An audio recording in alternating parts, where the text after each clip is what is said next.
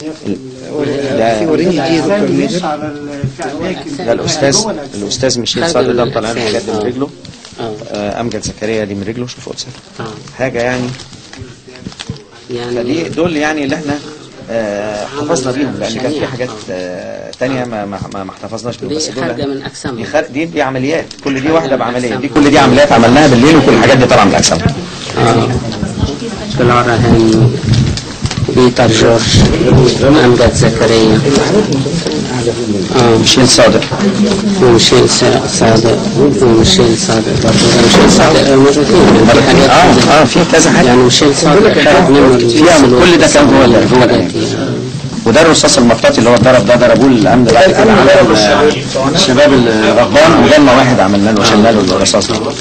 هي في نقطة كمان، في عدد مصابين كتير جدا جالنا اليوم ده، تمام، ما عملنالوش حصر لسبب ان كان في الامن طبعا الشباب هاجوا وطلع في بعض المسؤولين قالوا كلام مغير في قناة النيل الاخبارية، فحصل هاجم الشباب، راح الامن ضربينهم بعصيان فيها مسامير، فجالنا جروح كلها في السكالب في الراس من فوق، فروة الراس، واتعمل لهم غرز.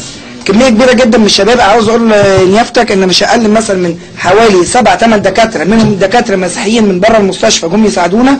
كنا واقفين بنخيط، وممرضات كنا من مستشفيات تانية، يعني في من مستشفى مجاور لنا مستشفى السيدة العذراء، بعض البنات جولنا ساعدونا، كنا بنخيط والحالة تاخد بعضها وتمشي، كان في ونخيط وتمشي. الاستاف يجي، لان انا عملت خليت السويتش يتصل بكل الدكاتره بتوع المستشفى اللي يقدر يجي بتوع العظم، اغلبيتهم جم. والحقيقه جالنا عدد كبير جدا، لان كان الحالات غير عاديه، حالات كتير. نظمنا بقى ان في ناس تنزل تحت، كان دكاتره الدكتور سمير جرجس ودكتور جون عبد الكريم جم تحت، كانوا بينظموا طلوع الحالات مين الاولى.